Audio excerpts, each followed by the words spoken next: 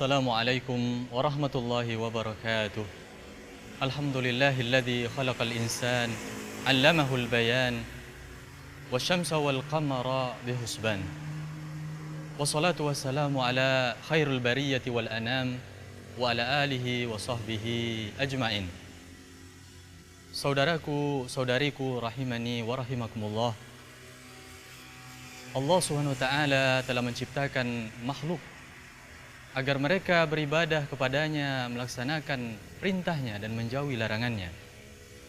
Maka kita lihat dalam kehidupan kita sehari-hari berapa banyak manusia yang sudah lari dari perintah Allah SWT.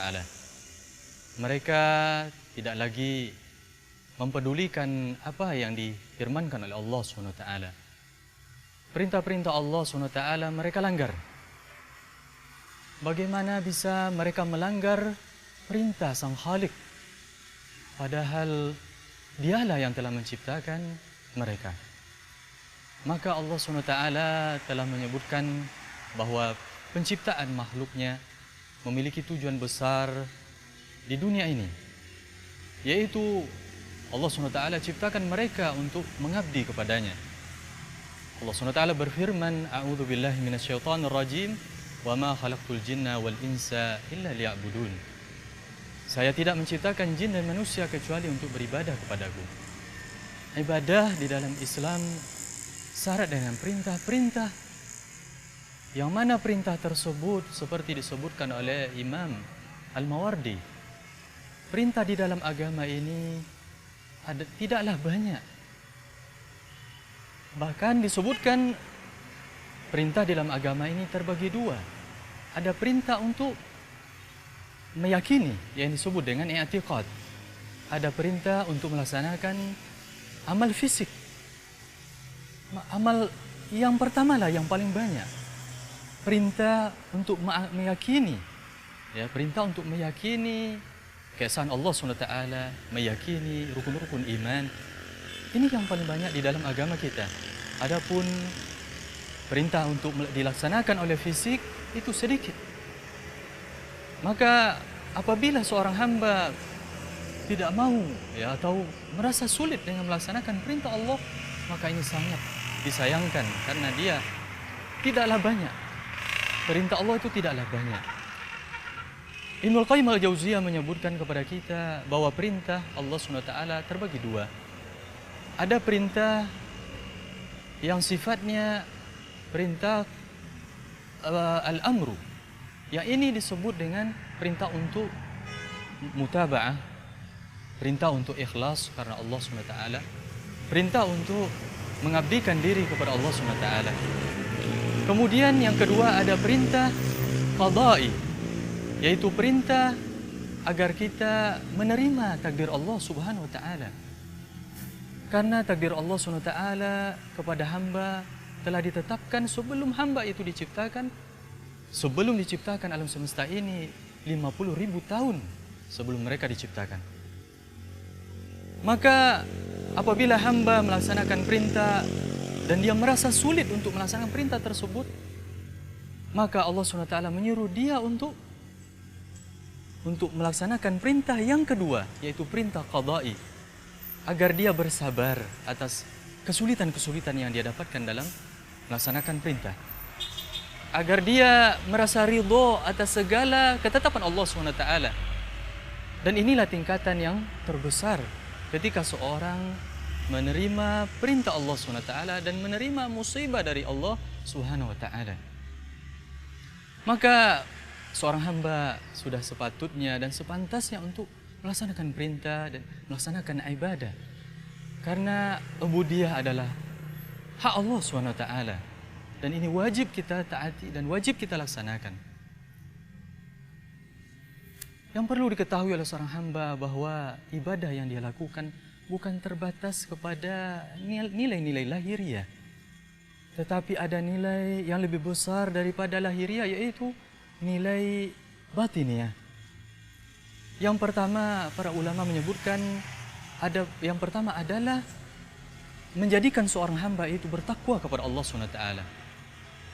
Allah SWT menyebutkan di dalam Al-Quran, Inna salata tanha anil fahsya'i wal munkar.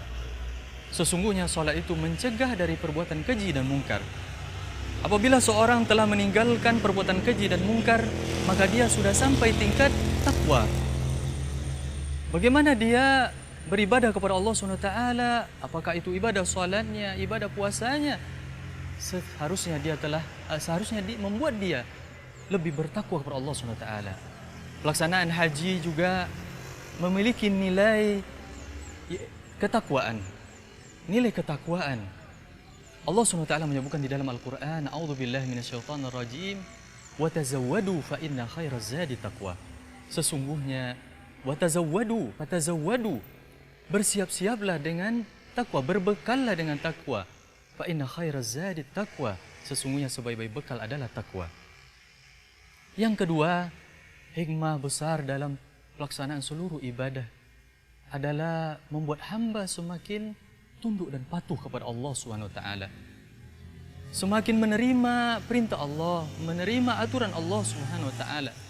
Karena kata-kata ibadah syarat makna, di antara maknanya adalah at-tadallul, penghinaan diri kepada Allah, ketundukan, kehusyuan, kepasrahan untuk menerima aturan Allah SWT. Kemudian yang ketiga, ada nilai batiniyah.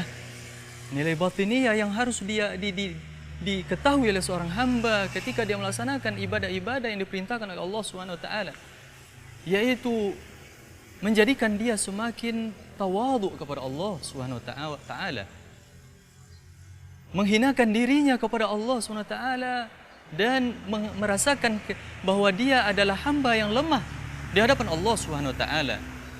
Hamba yang lemah, bagaimana tidak ketika dia melaksanakan puasa, maka dia merasakan lapar. Lapar ini adalah sifat lemah. Maka dia setelah meyakini dan tahu bahwa dia adalah lemah, maka dia bertadarruk kepada Allah Subhanahu wa taala. Kemudian ada nilai lain dalam pelaksanaan ibadah adalah rasa malu seorang hamba ketika berbuat dosa. Allah SWT menyebutkan kepada kita ketika hamba disebut nama Allah, ketika dia berzikir kepada Allah SWT, maka wajilat qulubuhum. Ada hati yang takut kepada Allah SWT. Hati yang takut di sini disebut oleh para ulama seperti Ibnul Qayyim Al-Jauziyah. Takut di sini lebih kepada rasa malu hamba kepada Allah. Kenapa? Karena seorang hamba yang telah menghinakan dirinya di hadapan Allah, melaksanakan ibadah kepada Allah, berharap pahala di hadapan Allah, maka dia akan malu ketika dia ingin berbuat dosa di luar ibadahnya. Dia akan merasa malu. Karena dia merasakan bahwa Allah selalu melihatnya. Dia memiliki nilai ihsan yang dia bangun pada dirinya, nilai ihsan. Dia merasa dia dilihat oleh Allah. Apabila dia tidak dilihat oleh Allah, merasa tidak dilihat oleh Allah, maka sesungguhnya Allah melihat dia. Kemudian nilai terbesar yang juga didapatkan oleh seorang hamba di dalam ibadahnya, yaitu menjadikan hamba semakin dekat dengan Allah Subhanahu wa taala. Bagaimana tidak Allah SWT menyebutkan di dalam Al-Quran, di dalam surat Al-Baqarah, A'udzu billahi minasyaitonir rajim. Wa idza sa'alaka 'ibadi anni fa inni qarib ujibu da'watad da'i idza da'an. Apabila hamba-Ku meminta kepadaku, maka katakanlah sesungguhnya aku dekat. Ujibu da'watad da'i idza da'an. Saya akan memperkenankan apa yang diminta oleh hamba-Ku. Subhanallah, bagaimana Allah begitu ramah kepada hambanya. Bagaimana Allah SWT begitu dekat kepada hambanya, padahal dia adalah khalik bagi hamba, adalah pencipta bagi hamba. Allah SWT ramah kepada hamba, sementara hamba memperlakukan Allah membalasi kebaikan Allah SWT dengan kedurhakaan.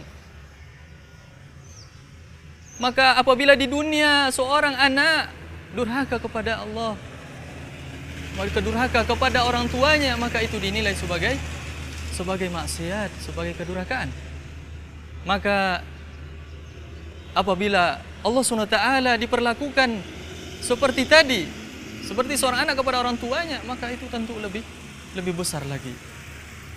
Maka saudariku rahimani wa rahimakumullah, sudah saatnya kita menimbang bahwa ibadah atau merasakan bahwa ibadah bukan hanya menghasilkan nilai-nilai lahiriah, tetapi ada nilai batiniyah, nilai yang itu hanya dirasakan oleh hati kita, nilai-nilai yang hanya dirasakan oleh jiwa kita, sehingga kita kembali kepada Allah SWT menjadi hamba-hamba yang betul-betul bertakwa, betul-betul mengabdikan diri, betul-betul menjadi hamba-hamba yang dipilih oleh Allah SWT.